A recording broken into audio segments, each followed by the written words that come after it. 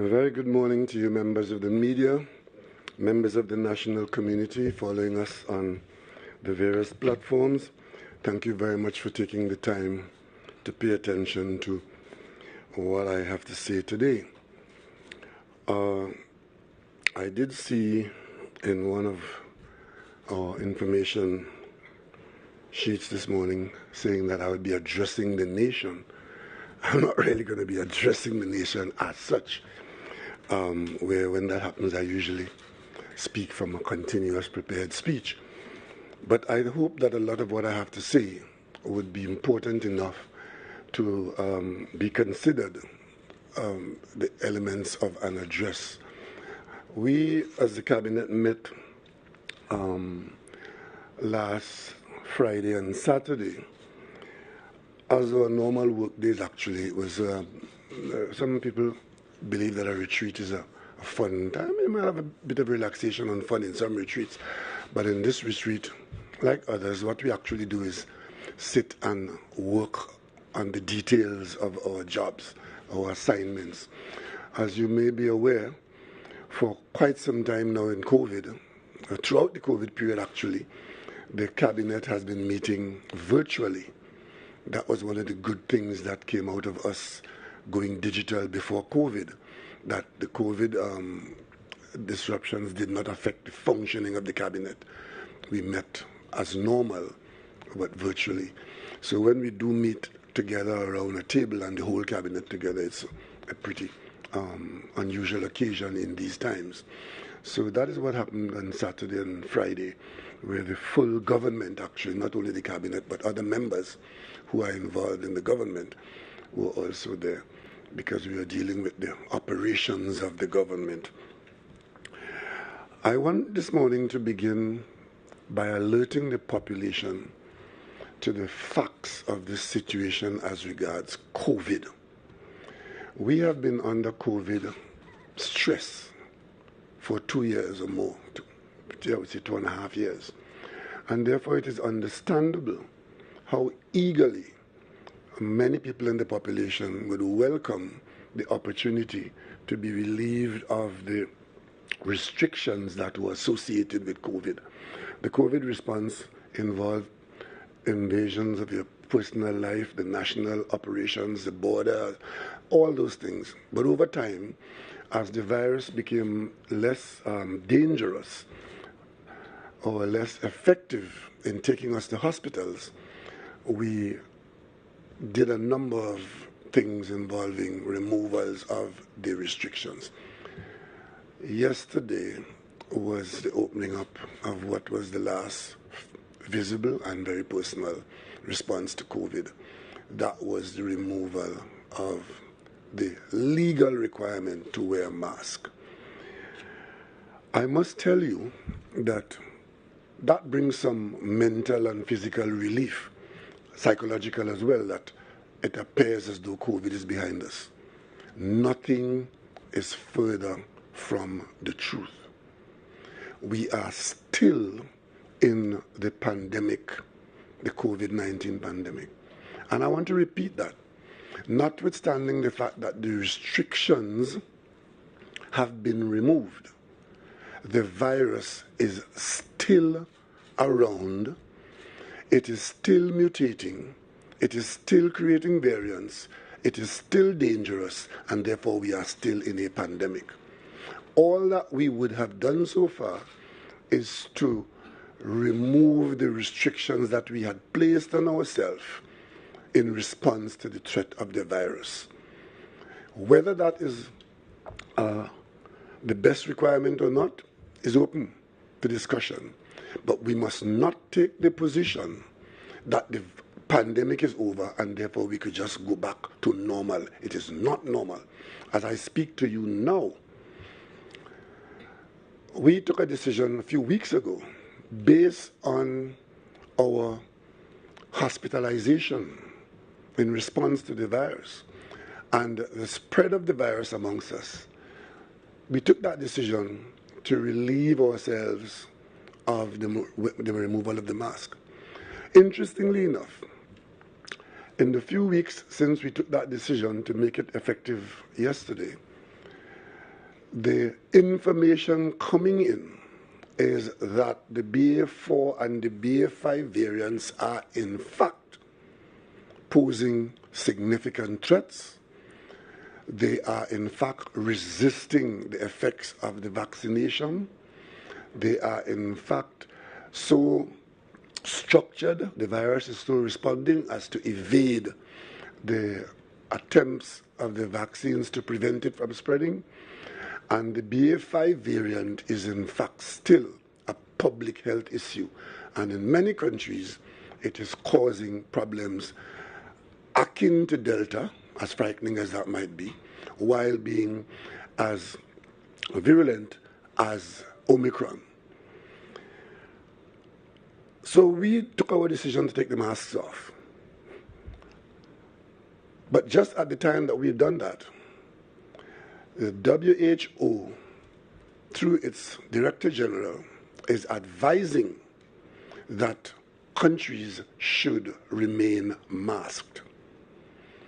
From the very beginning, we had taken the position that we would be guided by the science and we will follow the directions of the WHO. So we are now under caution from the WHO that we should remain masked.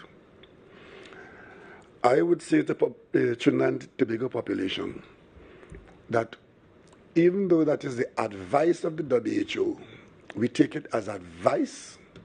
We will not disregard it.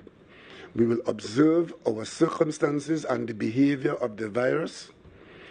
And if, as per our public health analysis of our situation and the potential of the virus, that the wearing of the mask as a compulsory response is required in the near future, the government will not hesitate to return to the mandatory requirement for masking, because it is deemed to be one of the most effective ways to prevent the spread of the virus.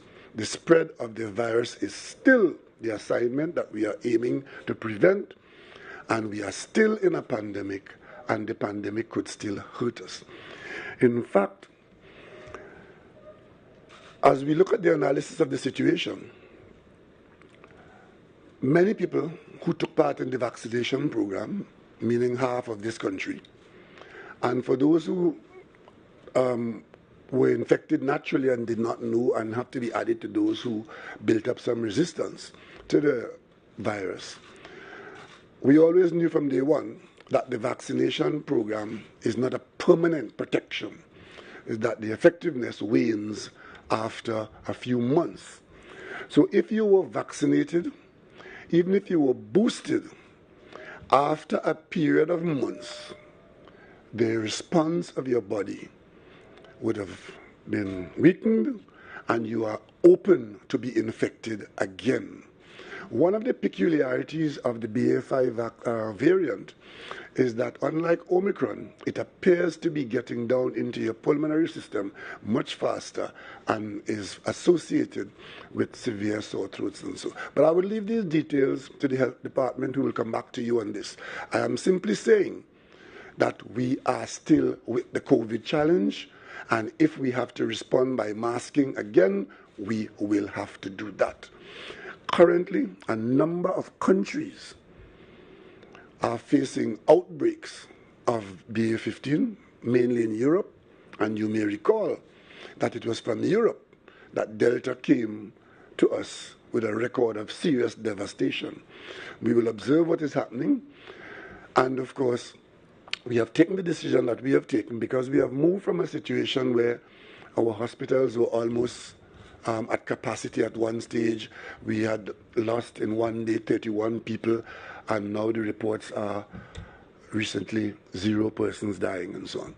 So it warranted us relaxing our response, but it also requires that we remain extremely cautious and observant, and the health department will be doing that, and the government will take the advice as required as we go forward in the very near future or the medium term, because we cannot wish the virus away. I'm very pleased to see that very many people, even though it is not mandatory, many people are still taking the precaution of wearing the mask when they see themselves in close contact, particularly indoors and in close contact or in groups. Outdoors, the risk is considerably reduced, but we're also observing that some private sector entities are making the use of the mask a requirement for the workplace. I'm asking the population to cooperate, because cooperating there is sensible. It is not to punish or to spite or to stress you. It is to protect you from being infected. It is not secure enough to say that I was vaccinated, so therefore I am out of the woods. The effect of the vaccines would have been considerably reduced. The virulence of the new variant is strong. The hospitalization is increasing around the world, and we cannot expect that we will respond differently if we become heavily infected. So there's everything to be gained by slowing down or reducing the rate at which we are infected as a national population. If we become heavily infected and require hospitalization at a highly increased level, what we would have done is to go back to where we have come from. And we don't want to do that. So masking and all the other protocols ought to be observed, even though they are requests rather than orders through law. Let us be a cooperative population. Let us be cognizant of what is happening around us. Let us enjoy the benefits of the sacrifices we've made recently. And to keep enjoying those benefits, we have to keep reducing or eliminating ourselves from being infected. Right? So try and stay away from crowds. Protect yourself if you are in crowds. Be cognizant that you have a role to play in protecting yourself from a virus that could infect you again or infect you for the first time. And of course, if you have any kind of comorbidity, consider yourself even more at risk and take your personal actions to protect yourself and your family. The Ministry of Health will come back to you on greater details of this, and we will continue to keep you informed as we've done through the COVID experience. The second thing I want to touch on is the issue of the dramatic escalation in criminal conduct in the country. We have always had crime. We've had increased levels of crime. We have had and have been experiencing in recent times inordinate levels of crime.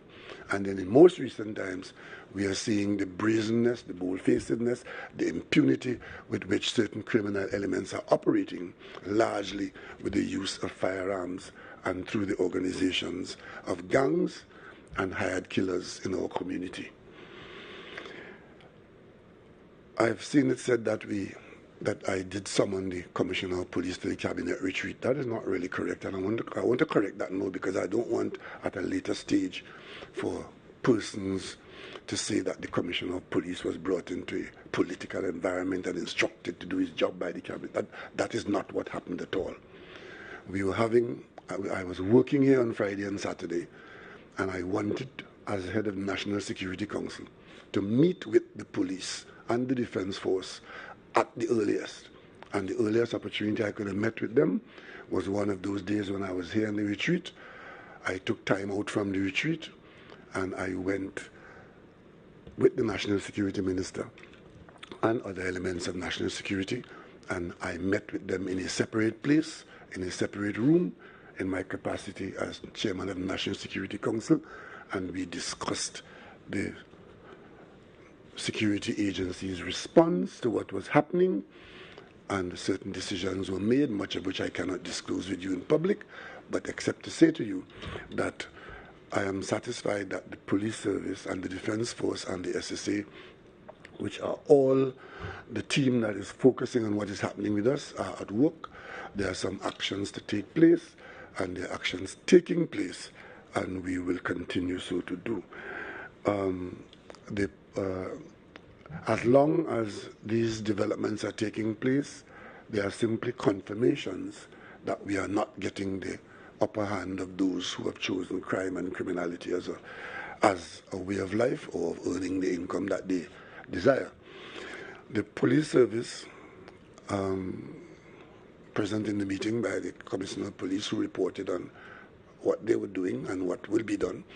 The Chief of Defence Staff, who has his men and women involved or on standby for further action. But one thing I would want to state, there are two things that I can mention.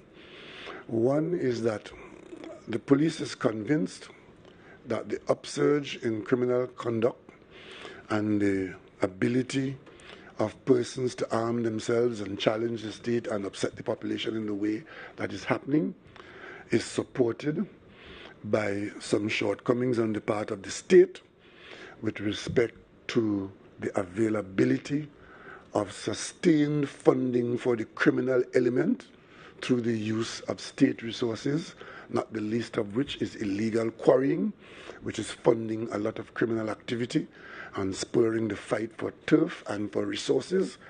And the state is going to take the relevant action to ensure that these facilitations are curtailed and eliminated. I did say recently that with respect to breaking the cycle and stemming the flow of new recruits into the criminal element and the flush of criminal behavior from our young people who form significant parts of these minorities that are terrorizing the country, that to break that cycle, that it is the government's intention to declare violent crime as a public health issue, because violence across the society is now the norm, from domestic violence, violence in schools, violence person against persons, armed responses for everything, and of course the gains to be had by criminal conduct where lives are lost and property being destroyed and stolen and so on. It's a whole plethora of violent, unacceptable conduct. This matter, we have started to work on that. Again, having said that, we will focus on it as a public health issue, even before we have been able to flesh it out and to present it to the country as to what actions we take. By the very mention of it, I have seen comments that I as Prime Minister have no competence or training to make any comment like that. But I will ignore that, because as head of the government, my job is to get the advice from the proper sources and to put the relevant people to work. And having said that, I can tell you that the elements of the public service are already at work. Discussions have started and documents will be prepared. The intention is to have, in the context of this issue being raised in this way, that we develop a national plan of action. And that plan of action would be driven by a public health approach. And that approach would involve the defining of the problem. I have simply mentioned that there's a problem. Acknowledge that there's a problem. And if there's a problem, we'll define it. We will identify the causes and the risk factors. We will design a response, and we will test the interventions that we are going to make, and we will implement and scale up the effective interventions and support continuous evaluation. The objective here is to enter the youth population at various levels and to begin a line of education which should steer people away from participation or being desensitized by crime and criminal activity. We believe that if we do that effectively, we would begin to generate a wave of people who will reject crime or be in a position to respond to it from the personal, through the home, through the school, into the wider community. In short, preparing a better citizenry. And in so doing, that approach of so identifying violence and violent crime, we will then be creating a society in which that component would be significantly reduced towards the aim of elimination. To do that, and to continue, the team that is going to do this would be headed by the permanent secretaries, co-chaired by the permanent secretary, Ministry of Social Development and Family Services, and the permanent secretary, Ministry of Health.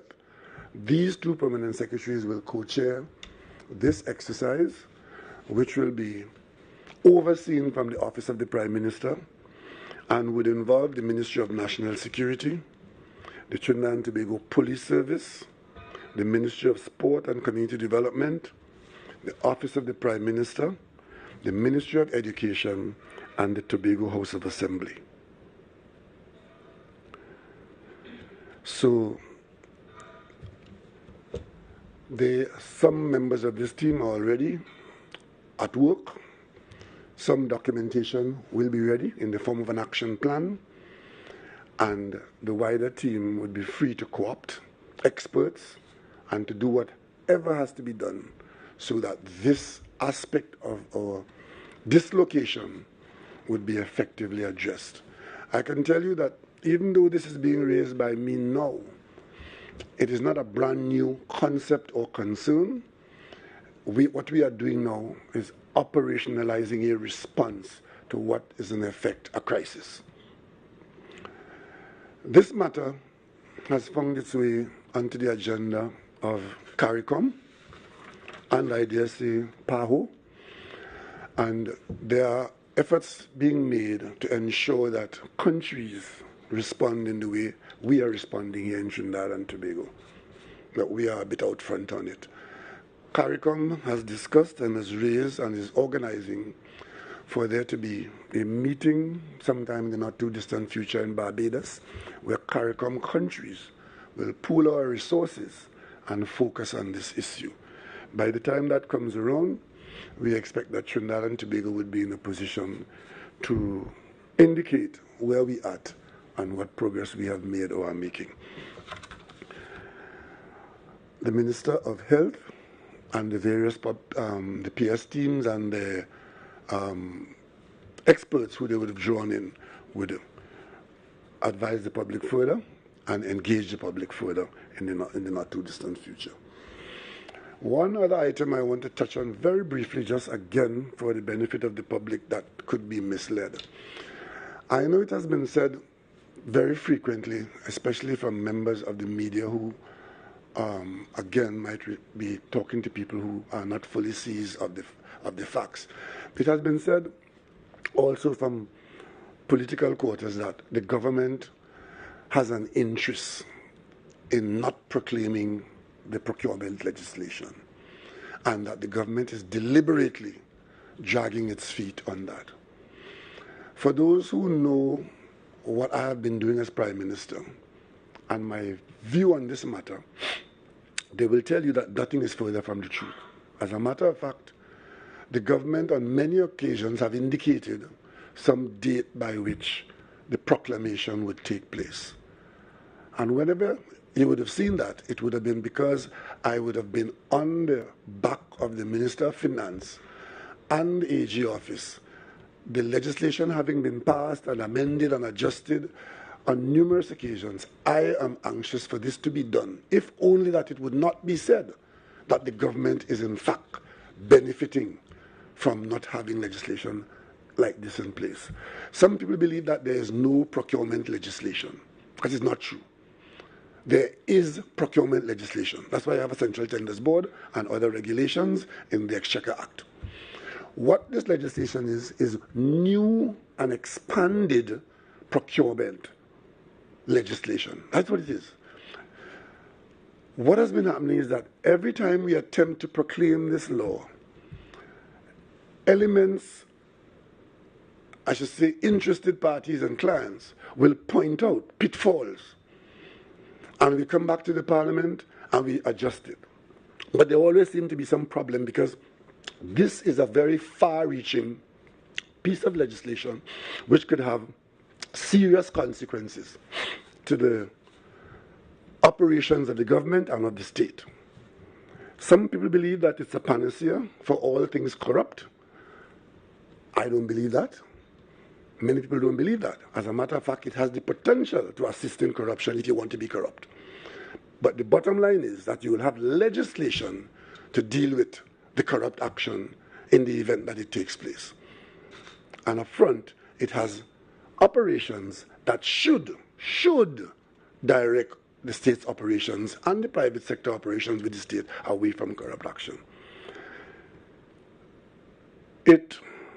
The very last disappointment I've had is that just as we were about to proclaim it on this very last attempt, it happened to have been the time when a new Attorney General had come into office, completely separate and apart from this. One of the first assignments I gave that Attorney General was to ensure that we are in a position to have this piece of legislation proclaimed, because we had come to the point where we think we had dotted as many T's and crossed as many I's and so on.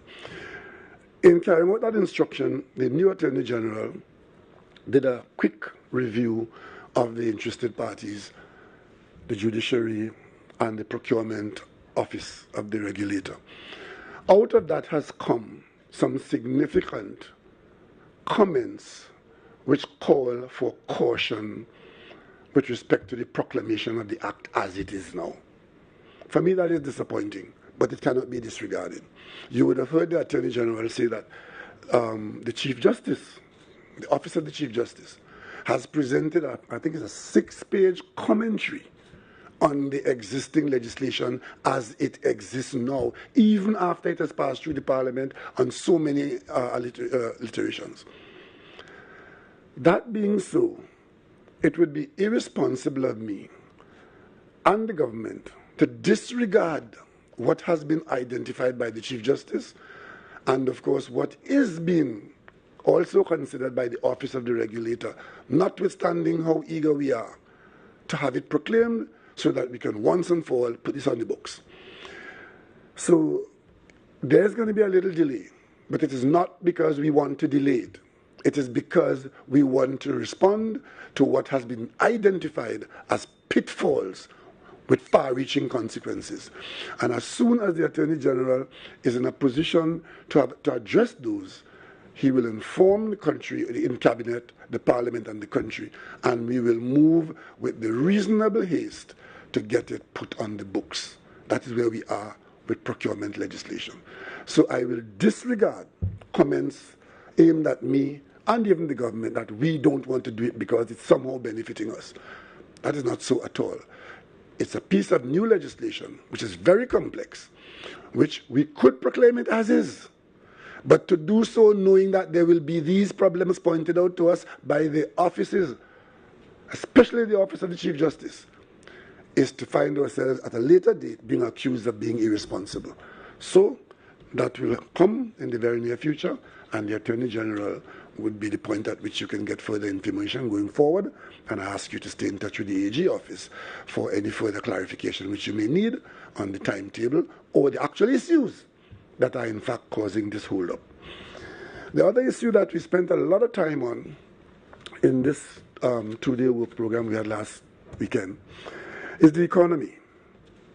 Because, of course, the economy is the lifeblood of our activities in the country.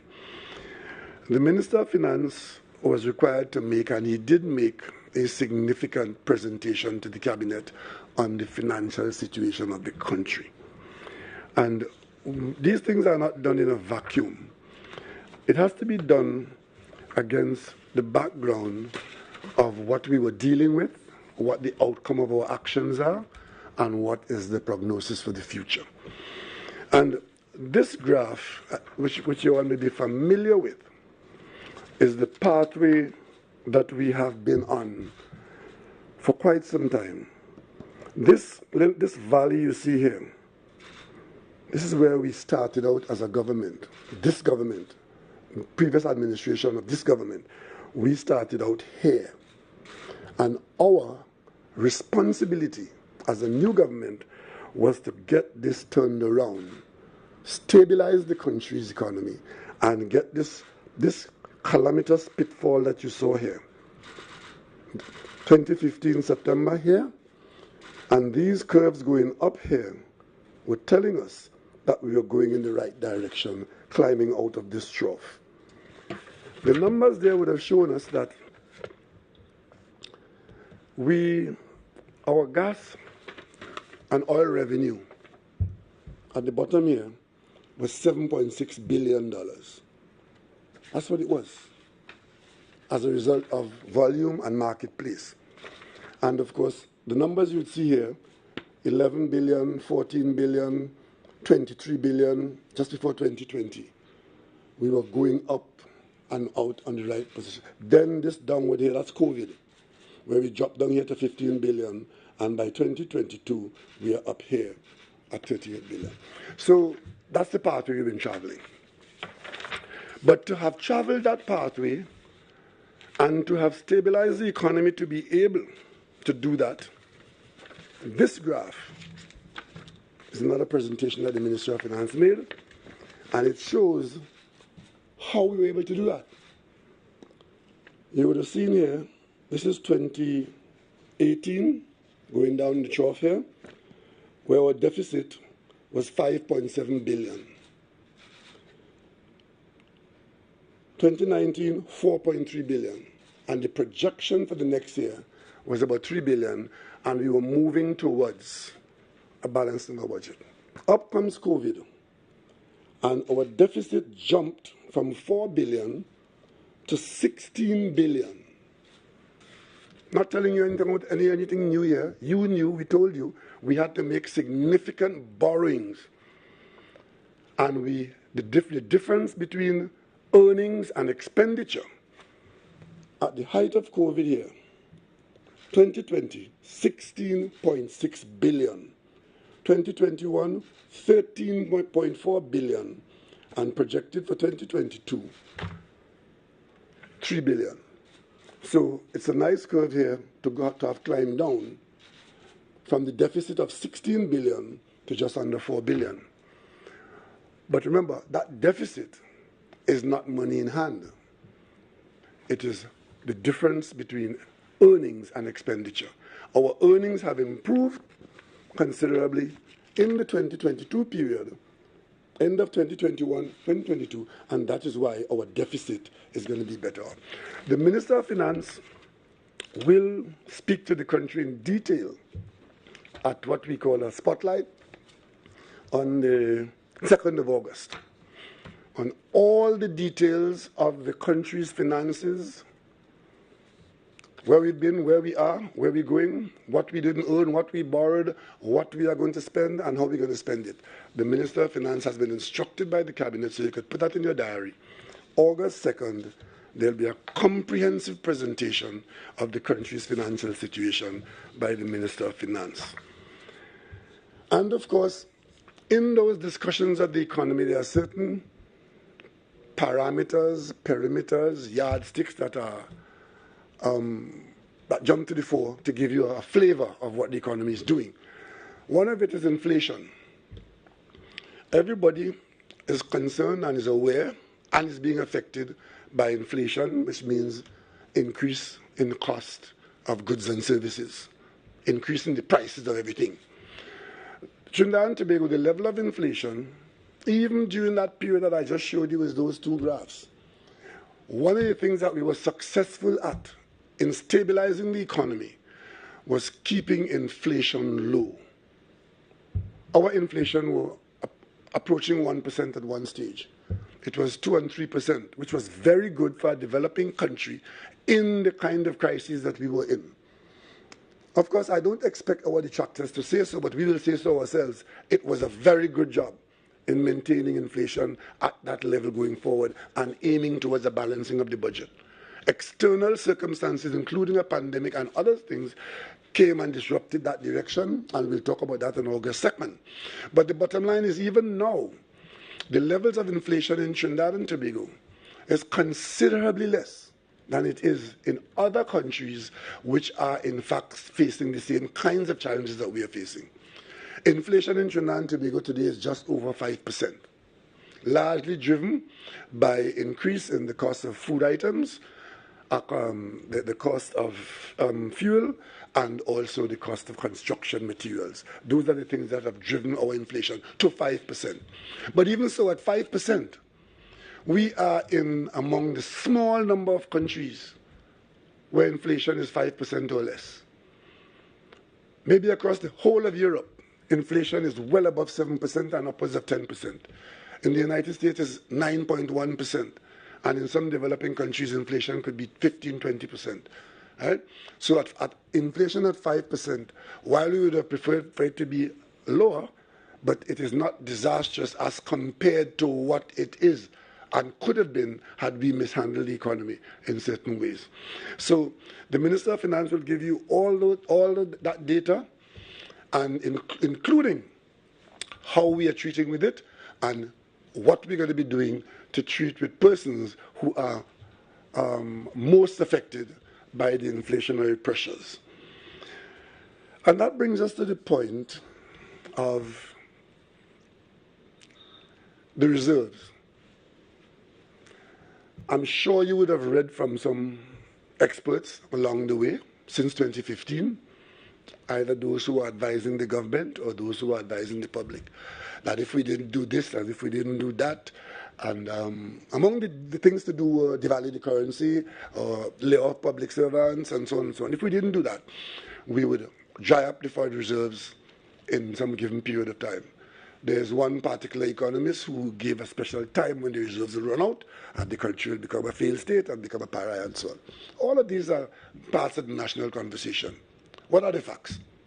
The fact is that even after all these difficulties, all that we've been through, all that we're going through, Trinidad and Tobago still has a substantial cache of foreign reserves, and we have foreign reserves well beyond the minimum that is expected in a country well managed, and we have foreign reserves for 7 months of import cover, where 4 months is the usual yardstick to say whether you are in or out of trouble. We have maintained import cover for up to 7 months, notwithstanding all that you would have heard from all of those for whom the conversation always is how bad things are in Trinidad and Tobago. And even as we've taken steps to be able to do that, there are some rectification steps that we have had to take, not the least of which is the reduction in the amount of money we spend subsidizing fuel. Even after that, you would hear people saying, one, incorrectly, that we have removed the fuel subsidy. We have not removed it. We have reduced it. Had we not reduced it, we would have been in a much more difficult situation on other parts of the swing or the merry-go-round. But having reduced it, what exactly are we dealing with? We're still, because the price of oil has become so high in recent times, we are currently committed and are paying $300 million a month and growing in fuel subsidy. Had we removed the fuel subsidy, as is being said by some people, that would have been $300 million that would have been available to do other things.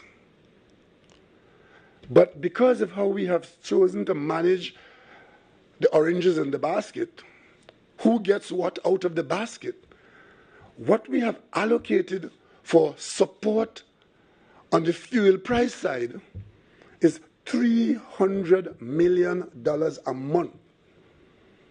Multiply that by 12. That is $3.6 billion for the year. Yet you will hear the mischievous or the misinformed saying that the government has removed the fuel subsidy and has thrown the population to the wolves. That is not true. The question is, how much of what we have available are we going to spend on the fuel subsidy? Because if we don't restrict the subsidy, the additional earnings that we are having now because of our involvement in selling fuels and so on, oil, more of it will have to be spent on the fuel subsidy. But the fuel subsidy is not the only place that the government has serious responsibilities to find money to fund. I just showed you where we found the money to fund our existence through the COVID, borrow billions of dollars. Now that the market is giving us some additional revenue, unplanned, but fortunately we are grateful to have that, the Minister of Finance is able to tell us that for the period that we are examining, up to this very current period, we would have earned an additional $8.14 billion. So let's say loosely $8 billion. That is monies that we got as a result of the improvement in the marketplace, additional revenues. What do we now do with that money? And that is what the discussion in the retreat was about. A lot of it was about that. How do we manage that?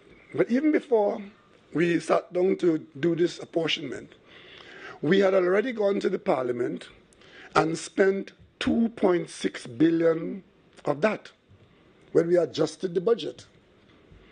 Because the first budget had a certain figure. By the mid-year, because of commitments that the government had to service, and because we got this additional revenue, we went to the Parliament and we committed from the 8.14 billion, 2.67 billion, and so that is gone in terms of commitment and spending for that way. It went to the Parliament and you were told exactly what you were spent on and so on. So that leaves us, if we use the figure of 8 billion for easy computation, we spend 2.5 billion, right? That leaves us with another 5.5 billion, right? Question now, what do we do with that?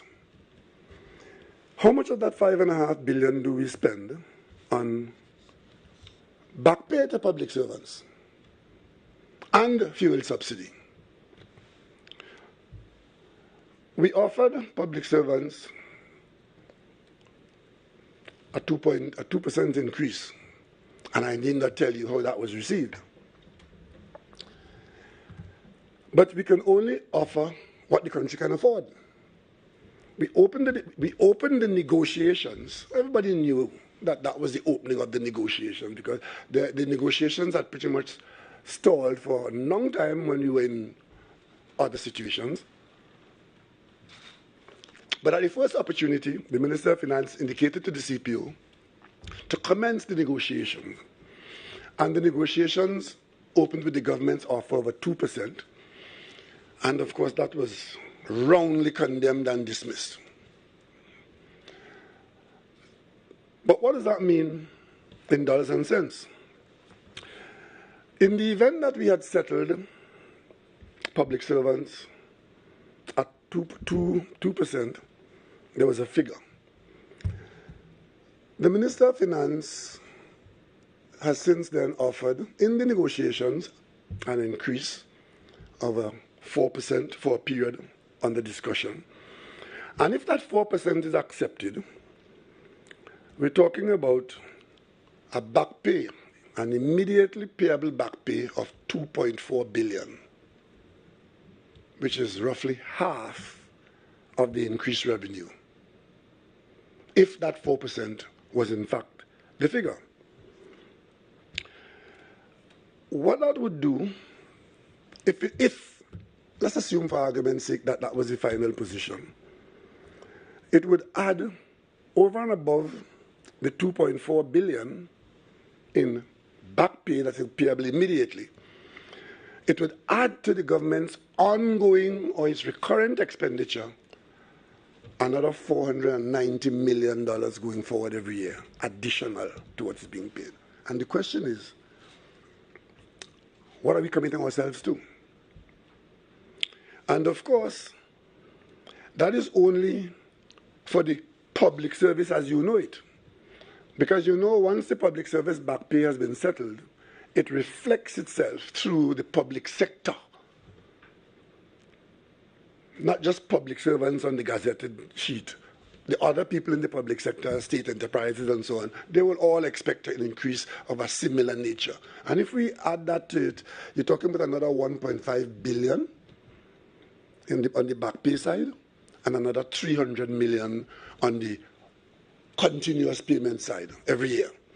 So if you add those two things together, which is what's going to happen at an agreement, you're talking here about approximately $4 billion in back pay and approximately $800 million increase going forward.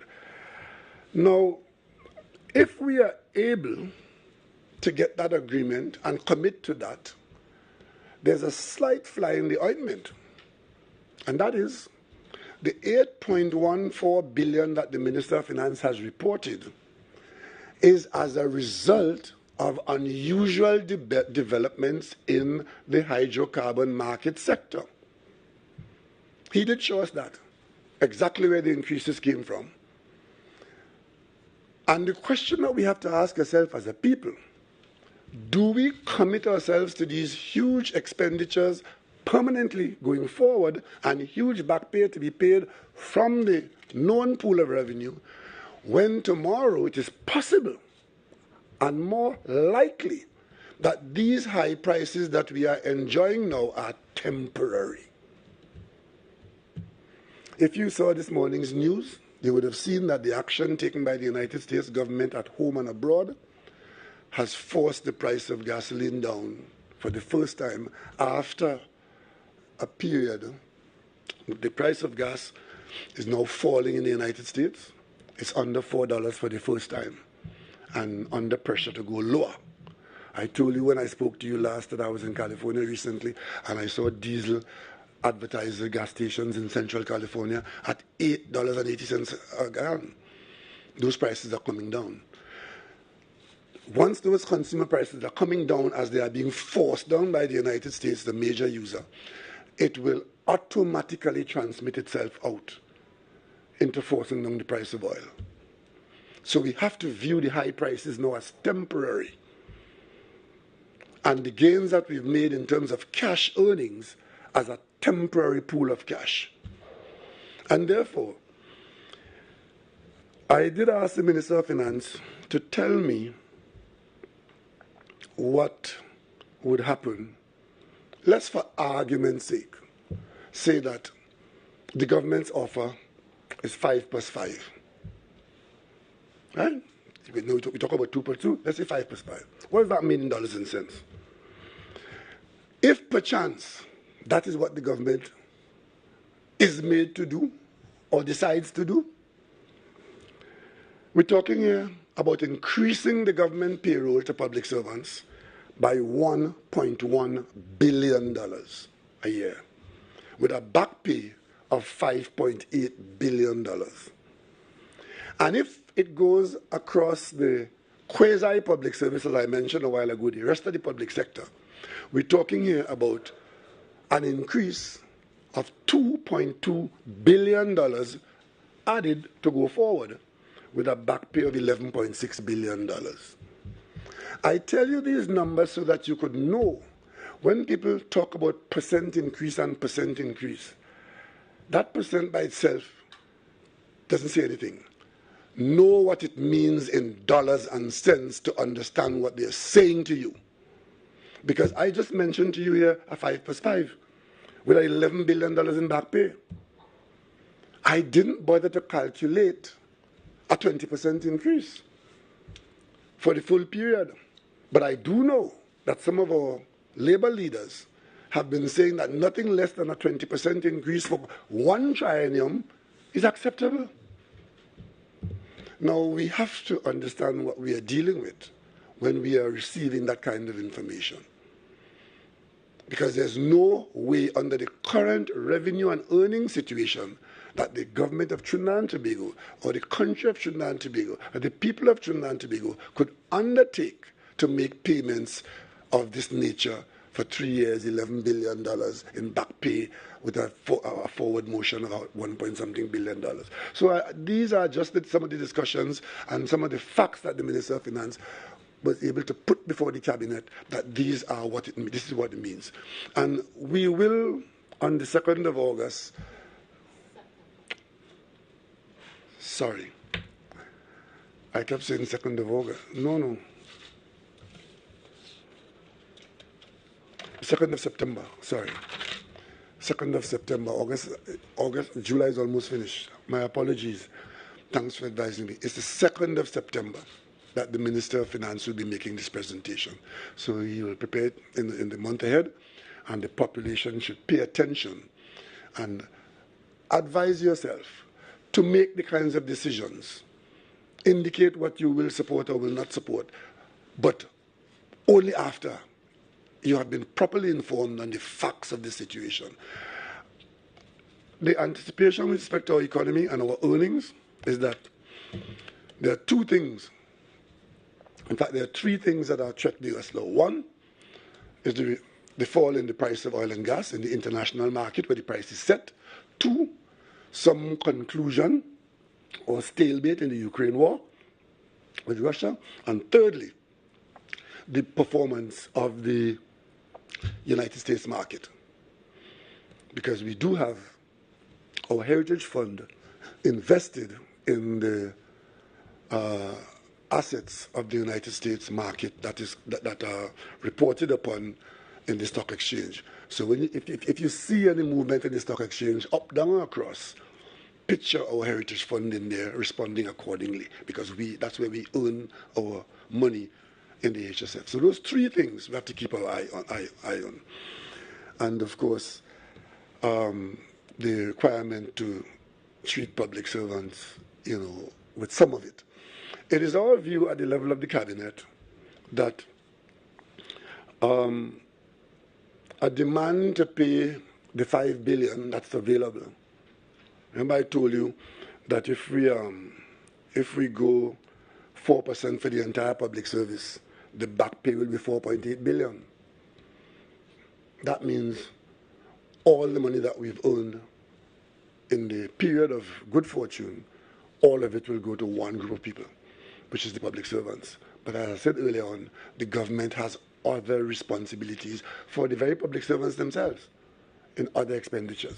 So with respect to the fuel subsidy in this situation, at $300 million a month, and the possibility of it going higher, the cabinet is taking a decision that we could, in providing assistance on the fuel side, and given the volatility of the market, we could set a cap as to how much we are prepared of the public earnings, extraordinary earnings, we will divert to supporting the fuel reserves. And we think that $1 billion for that is a reasonable amount out of what we have and is earning. And if the price moves above that, the user will pick up that difference. And if the price moves below it, then we all benefit. We expect that the price will not remain, but for the extent that it will remain, the government could undertake, out of the $5 billion, $1 billion for fuel subsidy. And please don't listen to anybody who's telling you that there is no fuel subsidy.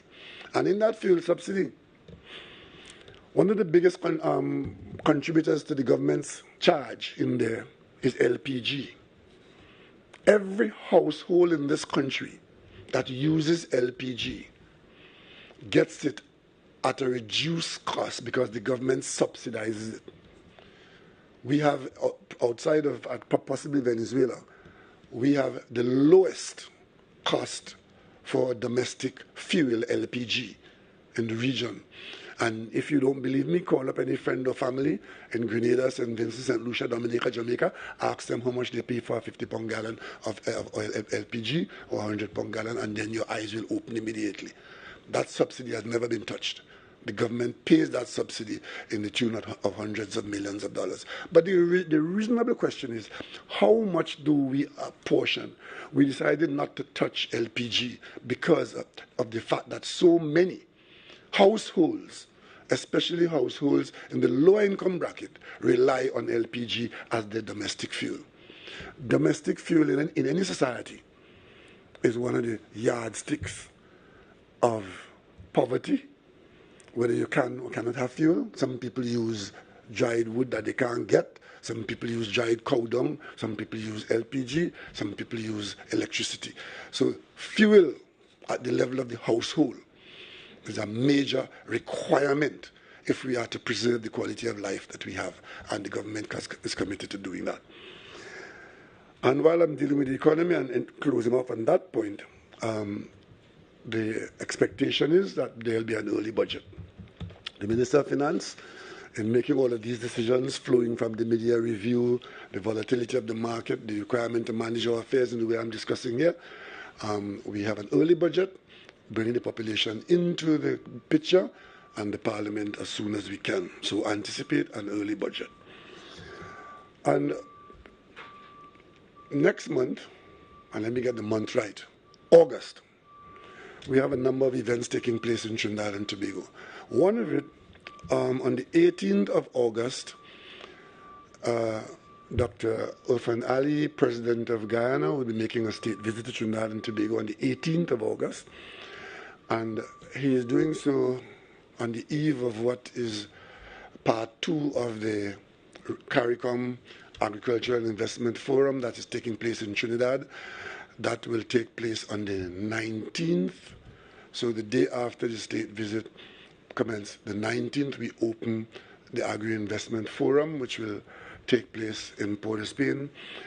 It will involve some meetings at venues in Port-of-Spain, and agricultural exhibition, a major agricultural exhibition at the Savannah, and it will involve Trinidad and Tobago and the rest of the region on display, indicating what we are doing, what we intend to do, and the meetings hopefully will alert our investors to the possibilities, all in this major CARICOM initiative to bring about increased production in CARICOM, for CARICOM, and to put us in a position of increased food security and also manage the food inflation and availability. So that very important meeting is taking place here on the 19th of August going forward, immediately after the state visit of the Guyanese president. Then we move immediately into our independence celebration. And this year, Prime Minister Holness has finally accepted our invitation to visit us. This is an invitation that has been extended since I made that visit to Jamaica early in my tenure. You may recall one of the first things I had to do as Prime Minister was to go to Jamaica and smooth some feathers with respect to a boycott that was brewing against Trinidad and Tobago's manufactured products, largely because of the mishandling of our affairs in our regional diplomacy. The invitation was extended then, and Prime Minister Holness has now accepted that he will come and visit us as our guest during our independence celebration. So he is due here for independence, and there'll be the appropriate receipt of his arrival here, and he will accompany us through our celebrations. And thirdly, this year, Trinidad and Tobago, having attained its independence in 1962, this year, 2022, you do the maths and you'd realize that it's a milestone that we should pay some attention to.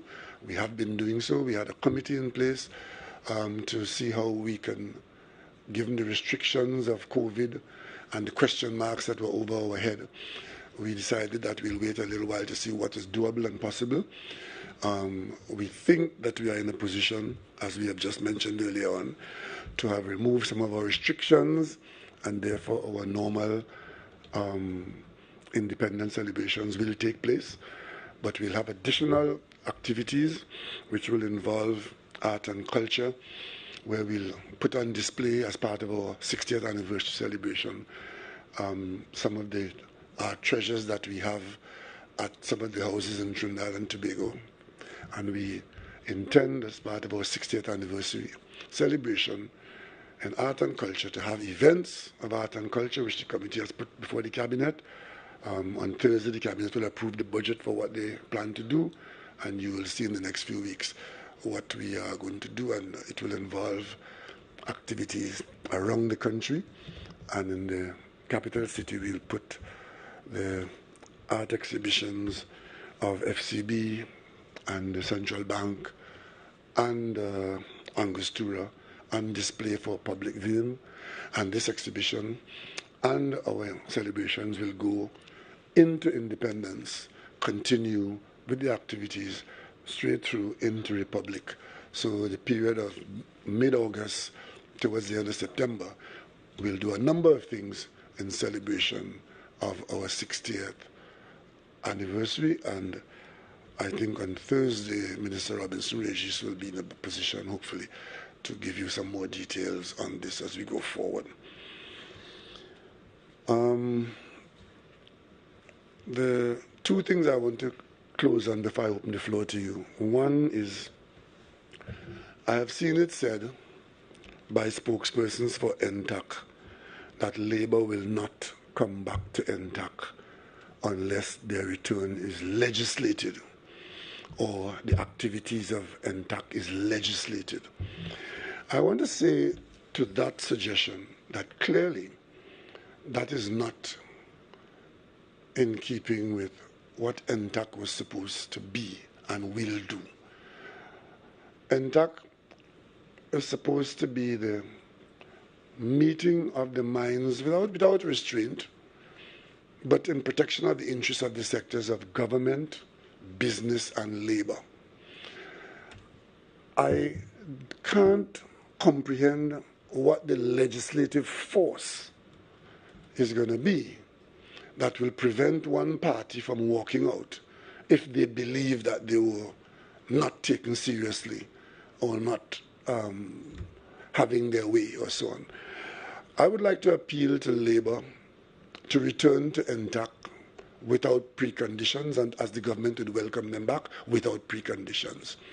And we all are better off if government, Labour, and business sit in a civil manner and confront the country's realities.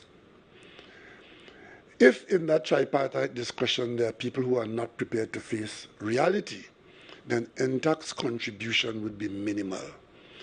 If, on the other hand, we are all prepared to confront reality and to see what we can all do so that we can all be better off, then it's useful. For example, there are laws that govern negotiations and contracts with labor. And if there is no agreement, there are processes, sometimes drawn-out processes, that will govern step by step how you come to a conclusion.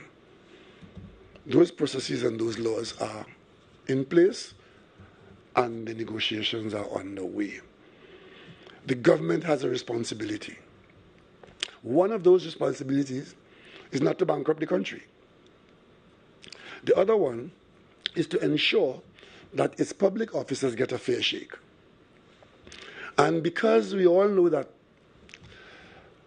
for some considerable time, public officers have been under pressure because of what the government has had to do because of our national circumstances being changed, not for the better. I have just said that it is possible for the government to make half of the money that we have available from the increased earnings now, to make that available to public servants now. But that will have to be with the agreement of their leaders. Because if there is no agreement for that to be made available, then the process is going to have to go longer and later. Question is, are our public servants, citizens, better off without what is available now? Or are they prepared to wait until it finally comes to a conclusion at the end of a longer process and some other party makes the decision? But if NTAC was functioning, it might have been possible for us to have had a halfway, where what is available now could be made available now, as we await some final arbitration in a different place, at conciliation or wherever. But these are discussions, not for me to conclude. I just raise them to indicate to you how interactions can or cannot work. And the last point I want to make is to my friends in the Express. Who is here from the Express? You? Why are you disowning it? Who is there from the Express? Nobody? I know why. I read the Express editorial this morning. As I told you, I always read the papers. Whatever you write, good, bad, or indifferent, I am one reader you have. Because unlike the other people, I still get my news from the papers. There's an editorial in the Express today, which is an interesting editorial. And it deals with the whole question of some activity in the health system. And the editorial says that this problem could have been addressed if the government addressed, there's a huge elephant in the pasture in the health system. And that elephant is doctors in the health system, full-time, gazetted as public health doctors, but being allowed to conduct their private business while they are full-time on the public health system. That conflict, the editorial point out, was identified in the Welsh report. The Welsh report, the editorial pointed out, was an examination of the health system that I, as Prime Minister, as pointed out by the editorial, put in place and got a report early in the government's tenure. But then that's where the editorial lost its way. It said that the Welsh report identified this problem, and the editorial says the problem was identified, but Rowley balked. In other words, we saw the problem, but didn't have what it takes to address it. Didn't do anything about it. I don't want to accuse the editorial of having mischief as their motive. I simply want to tell them that it is possible for one to forget things. Not everything that comes from you or to you, you will remember. Because I am sure if the writer of that editorial had remembered all the facts they would have written in that editorial today, that yes, early in the tenure of the government, one of the things we did was to examine the delivery of health care in the country. Dr. Welsh and I think 4 other doctors did a 2-part report.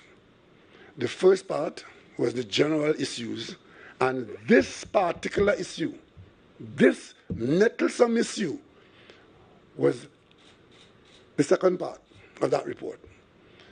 The government then got the report.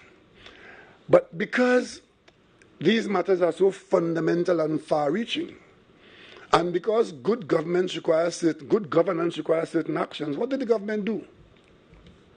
Well, I want to say to the editor of that report, Rowley didn't balk.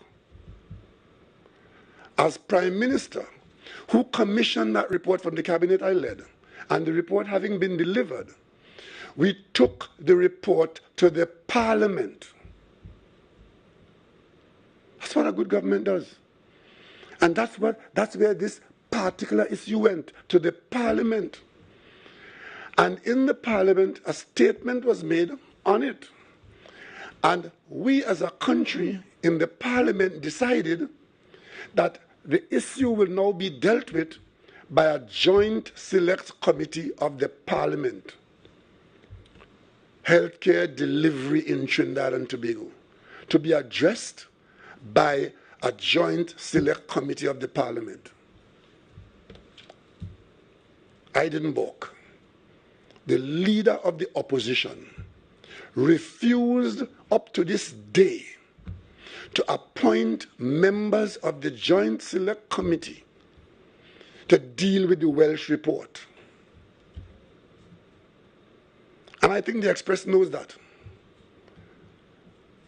But if you are afraid to tell that to the country, I will tell the country the facts.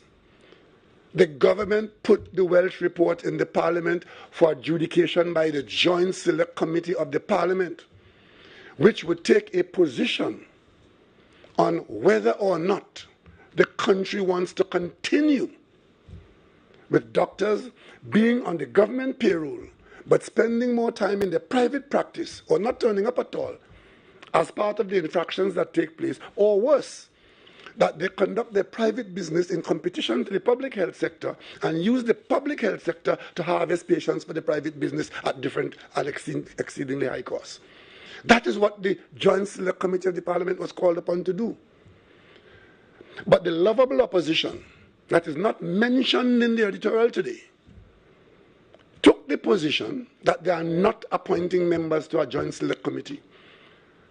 And therefore, you cannot have a Joint Select Committee without the opposition. If I cough as I'm being choked in my own spittle, the opposition accused me of being a dictator. I coughed. Because that's what they do. Every affirmative action that the government takes that is required to protect the public, you hear this talk about dictator. But I come to the Parliament with a report and ask you to participate on a fundamental matter like this. You choose not to participate because it will offend some doctors. And as a result of that, you undermine the parliamentary action of the Welsh report.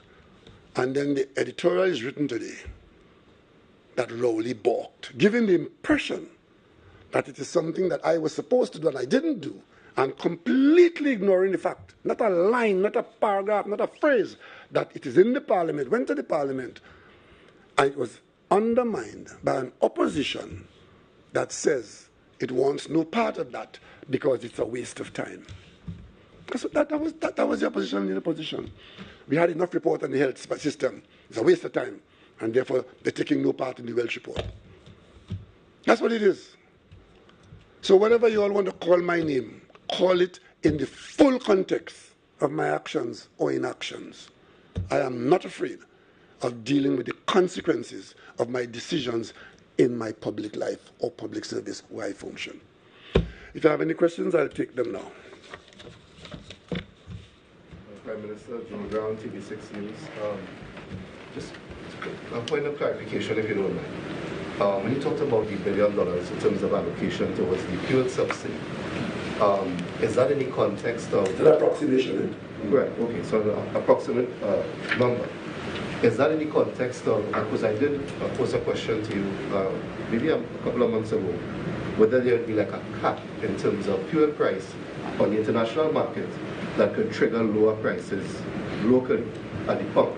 Is that part of it, or is it still being worked on? Well, what I have said ought to be interpreted that as the price moves up and down, the government's maximum would be in the order of $1 billion. And therefore, what is computed as the price to be paid by the user will take that into account. If the price drops below a floor would also be set where the subsidy will not step in. For example, if the price drops to $30 a barrel, well, there may be no need for any subsidy. Because remember, the subsidy is climbing as the price climbs. But if it collapses, and remember, it collapsed at one time to $1. So you're going to have some kind of a floor as well as the government ceiling.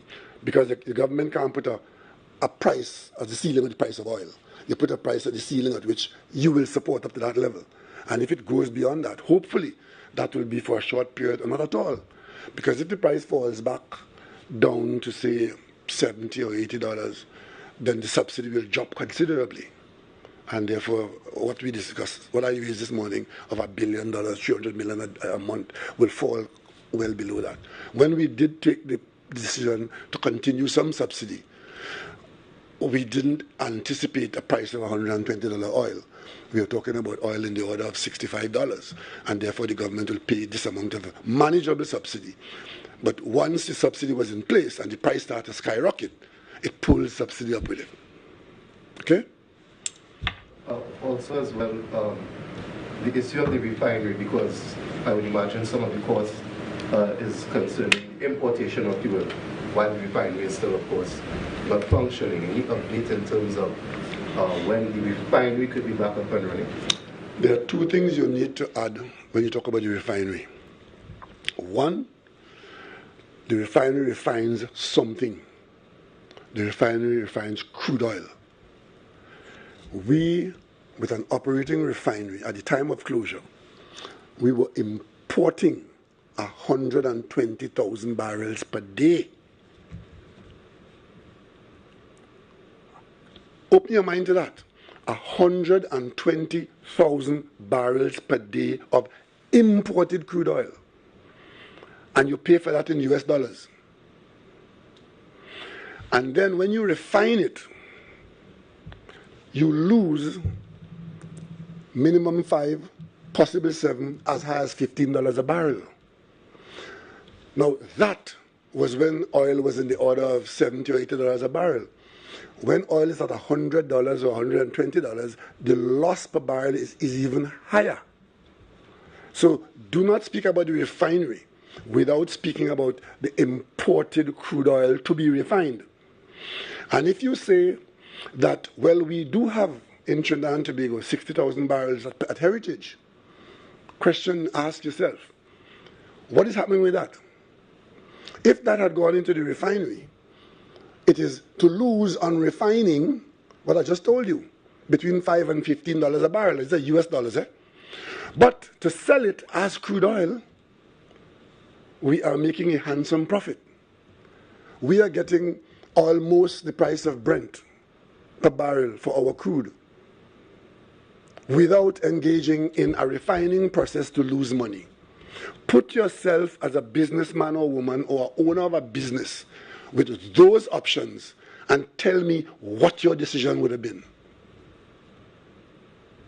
Understand? So when you discuss the refinery in isolation, as some people do, you come up with all kinds of decisions that are not in the public interest. But if you see it as part of the wider decision-making process, a reasonable person will see the government's actions as the best action. Because remember what we've done?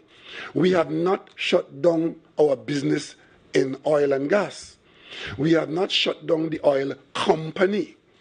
We've shut down the refining operations. And that's where the misinformation generates. Because people are refused, those who want to carry on the rah-rah. We've shut down the refining operations because the economics of it were, as I've just described. Now, we have been saying we make the refinery available more than once to any person or entity who has the ability to supply its own oil and need the equipment to refine. So far, we have been unable to do so. As I speak to you now, the last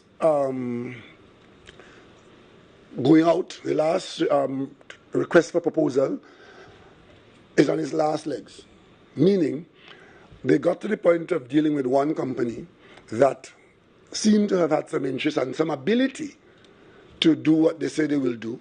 Those discussions, unfortunately, have not yet been concluded and also don't appear at this time to be very promising. So that being so, it is not going to be open-ended. Once the company determines that the people they're dealing with cannot come up with what they say they can come up with, we'll then disengage. But of course the refinery is there, and if it is to be used by any person or entity who comes with terms that the government can accept, then it will be considered.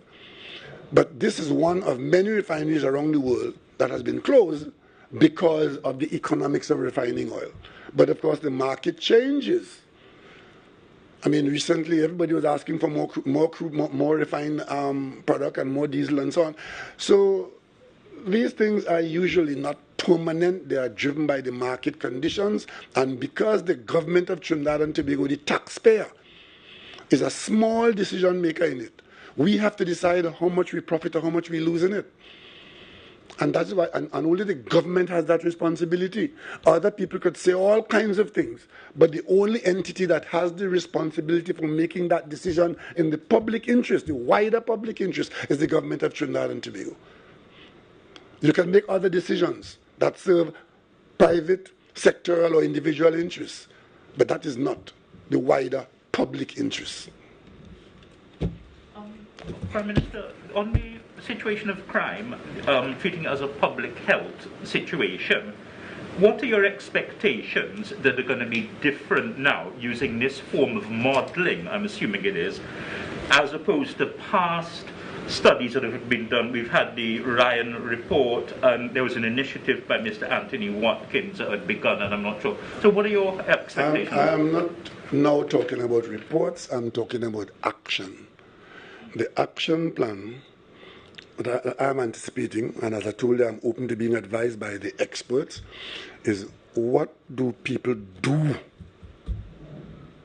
And one of the things that we want to do is to train our young people in a way that they will be guided away from a violent life and a violent future, either as victims or as perpetrators. Are there any parameters? Because it's such a broad thing. If we sat down here over a beer, we could come up with an idea, well, the family's breaking down, we need more Cub Scouts and Girl Guides, the church. There are so many ideas. And that is precisely why we've put the team that I've mentioned. If you notice the number of ministries I mentioned. Did I mention the ministries?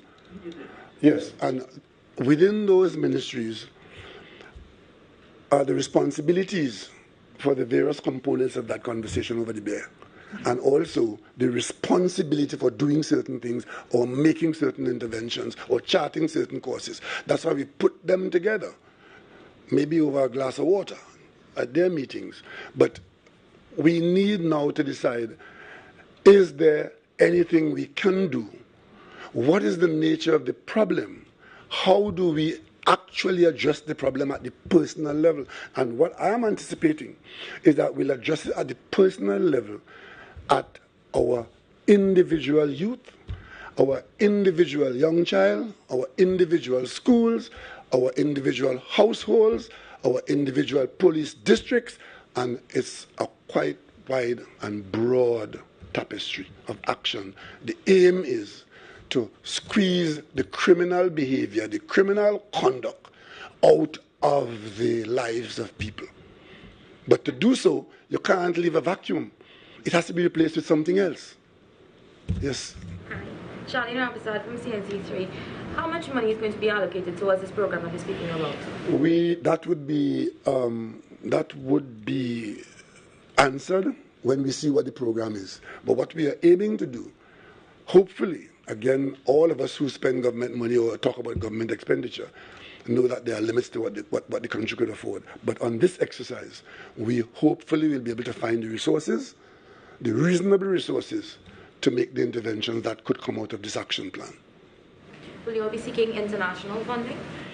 Yes, that's one of the things that we can probably do, because this is the kind of a national or societal issue that probably could attract the attention of some of the funding agencies, either to help in the preparation of it, the execution of it, and so on. So that's one of the things that we'll aim to do. When we get a proper action plan in place, identifiable and workable, then we expect to be able to fund it in however it is required to be funded. And you spoke about this targeting the younger people, younger children and schools and all of that. We know a lot of the public concern over crime right now is to do with the crime that is happening right now. You spoke about meeting with the commissioner and other heads as head of the National Security Council. What assurances can you give the population? Well, the assurance is that we are still maintaining the resources and the endeavor of the policemen and women who go out there every day and every night. We have a serious criminal element in our country, very well armed, very well supported. And by the way, having said that, I should tell you, I have just received the report of the examination of the firearms unit of the police service, which was being done by group of persons that you were told about before. And that report makes very disturbing reading. And notwithstanding the best efforts of some of my deranged parliamentary colleagues, I intend to send that report even before I finish reading it. I'm going to send it to the Police Service Commission and then let the chips fall where they may. What can you share with us? And there's an executive summary of it. It will be laid in the Parliament as soon as the Parliament is open. The executive summary. But all components of it will go to the Police Service Commission. Yes? You have a follow-up Well, question, Charlie? Yeah. well, I think I thought my colleague You sound confused. was about to ask if there's anything that you've read thus far that you can reveal in any form or fashion concerning what you found. I don't intend to treat the report in any piecemeal fashion like that. It will be laid in the Parliament. It will go to the Police Service Commission. It will go to the Police Commissioner. And what we have done is identify the nature of the problem. And as I said to you, there are serious problems in there. Go to DPP at all? You? The Director of Public Prosecutions? Is there any? I'm glad that you mentioned that, Sean, because for the nth and umpteenth time, let me say it in capital letters, the Director of Public Prosecution is not an investigative agent. The Director of Public Prosecution does not have investigative powers. So all these things you're always publishing about, go to the DPP, send to the DPP. The DPP is fed with work from the police service, and the authority to do investigation lie with the police service.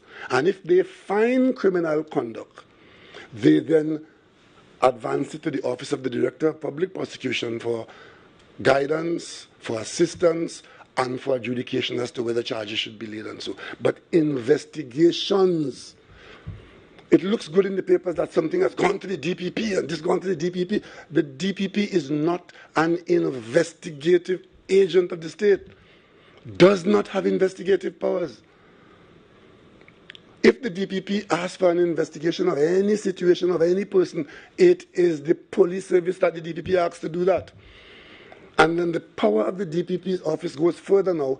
It can commence on a prosecution or end the prosecution. I don't know why we forever going on with this DPP story. On another issue relating to the issue of the management of the state's response to crime, we do have the process of a new police commissioner.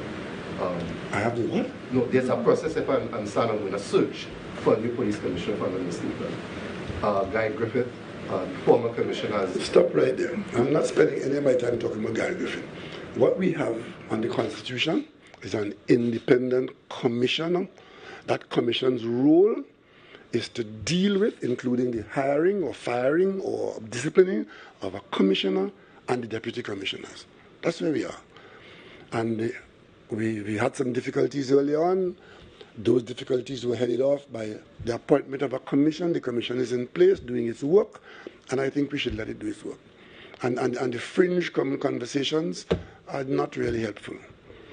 So what I was leading towards, at the end of that process by the commission, names do go to the parliament for affirmative resolution, if I have the term correctly. So the question really would have been, in other words then, by the government's majority, it has to be approved by parliament. So if Mr. Griffith's name were to be on Why are you talking to me about Gary Griffith? We have 1.4 million citizens. The work of the commission applies to 1.4 million citizens. I have no idea who the commission will recommend to the parliament. And I have no idea at this point in time how the parliamentary decisions will go. So in a way, to be picking up the name of one individual and bringing it forward is just for effervescence of the day. It doesn't help the process. It just creates just this disturbance in the country, and any one person could just be disturbing the country's psyche. Let's go look at the beautiful flower, right? It's been the rainy season. Let's look at what's happening with the rains and so on. Enjoy the rain. People who identify themselves for daily treatment by the media and daily treatment by the... No, I'm not in that. I have a job to do. The commission will do its job, and there will come a time when the commission's work will become public, because it has to be sent to the president and to the parliament, and then the parliamentarians like myself will have a job to do then. So let's wait until that happens, and in the meantime, let us not upset ourselves by the prospect of Mr. This or Mr. That, and who just keeps stirring up discord. I really don't have any time for that. In terms of your job, you did discuss in your meeting as head of the National Security Council, the head of the Defense Force, if I'm not mistaken, or representatives were there. I'm just wondering, was part of the discussions on the issue of crime any greater role of the defense force or not? The role of the defense force in support of the police service is established, and therefore I don't have to speak about greater or minor role. The defense force is in fact with the police service in this matter in more ways than one. What we're aiming to do is to do more of it and to be more successful, because the criminals seem not to have any restraint. Prime Minister, hi, Kimberly from TTT News. Prime Minister, I know that the conversation was ongoing in terms of the criminal activity. Sorry, I'm not hearing you clearly. Can you hear me now, Prime Minister? Yes, speak a little loudly. Sure, Kimberly from TTT News. I know that the conversation was ongoing in terms of the criminal element and, of course, how serious crime is in the country. I was just wondering if any discussion took place in terms of the police, for want of a better word, involvement, in terms of how we now have 8 officers who would have been arrested for the murder of the 3 men in Mova. We have some other who, of course, are under investigations. We have the completed investigation about PC guilt. So any opinions or thoughts on that? The first part of the question, yes. The question of the quality of the public service, the police service, and the treatment. I say it all the time, if there are people in the police service who do not measure up to the requirement of the uniform and the statute, then we implore the leaders of those services, not just the police service, I say to the Coast Guard, to the Defence Force, and I dare say it shouldn't be to the Teaching Service Commission, that they shouldn't be there. But in terms of speaking specifically to the ones that you mentioned, which are under trial now and investigations, I would not want to comment, because I don't want the process to operate without any misunderstanding of any comment that I might make. But in terms of Prime Minister, rogue officers within the police service? Again, as I said, that is covered by me saying that if the leaders of those services find that there are people in there for whom action ought to be taken because they fall short of the requirement of their uniform or of the statute that give them the power that they have, they are encouraged to discourage them from being in there. I say no more on that. Now that should cover what you're asking me. But in terms of the specific charges against officers, understand that police officers too will be innocent until proven guilty. So it is not for me to pontificate on their guilt while the trial is taking place or the charge is being formulated or the investigation is taking place. I hope that we don't disregard time, but time is an important element in the step-by-step process. That's a requirement in these situations. Minister, if we could shift gears for a little bit. A couple of weeks ago, you had a press conference. You spoke extensively about CARICOM and food security in the region. Now, locally, the farmers here are saying that the government is not doing enough for them. They say the rising cost of fertilizers and different chemicals that they use in their production, it's forcing them to send their prices up, and that's in addition to seasonal rainfall. What can you say? Has the government had any discussions about a way forward to assist farmers? The government in Trinidad and Tobago has this huge package of assistance for farmers. It is not that we are now being called upon to come out and assist farmers. But certainly, there's always a situation where you can do more, especially if the circumstances call for more. What is happening now is that the ministry is looking at exactly what impact the package that we have in place is having, and because those packages have been in place for so long, they clearly have not solved the problem or preserved us and protected us from situations. On the other hand, the current situation may require new initiatives. For example, this CARICOM initiative talking about is a volume initiative where we are aiming to provide much of our food on the raw material side, the volume side, to be able to process it for consumption. Those food items that are not volume affected, like fresh vegetables and fruits and so, where you get the elements of sometimes some flooding, sometimes well, we have situations in place where where assistance comes. What happens is that a lot of people take this assistance for granted. Some people don't even acknowledge it. But if you go to the ministry, you will see that we do spend millions of dollars every year, one way or the other, assisting the farming community. And I know for a fact, having been a Minister of Agriculture myself before, that you do not normally hear of the assistance that the state provides. I know you would have seen in some countries that assistance is now being mentioned for that country. And persons will get up and say, why you can't do it in Trinidad and Tobago? Check carefully. And you will see in Trinidad and Tobago that we're not just doing that, we've done more. Right? From land distribution, right? State land, assistance with managing state land, making agriculture tax-free as an entity of business, importation, where you have tax reductions or removals on certain items. With respect to protection from flooding and so on, a significant amount of money spent every year in managing drainage and so on. But you will never be in a perfect situation where in the rainy season that nobody will be affected. We are so much in Trinidad and Tobago now where the typical rainy season, we have a dry season, so sometimes we suffer for water, and we have a rainy season. We are now so well positioned that every cloud that comes into this country, we get information well in advance, sometimes days in advance, to be careful with the coming cloud.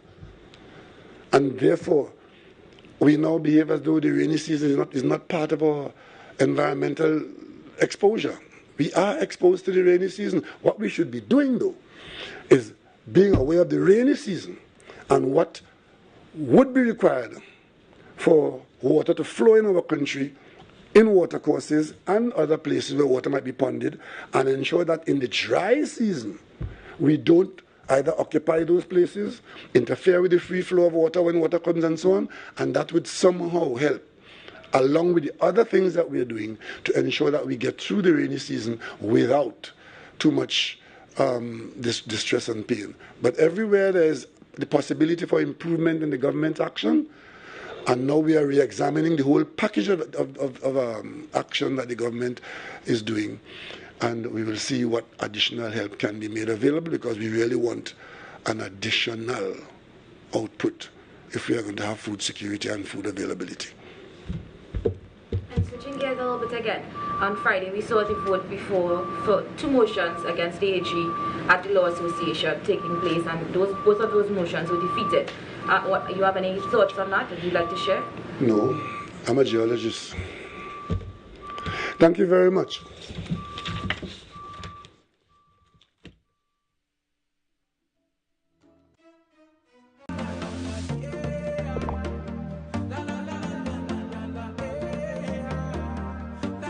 This is TTT. Live for local. Change your fate. Start to win at life with $20,000 every month. Win $20,000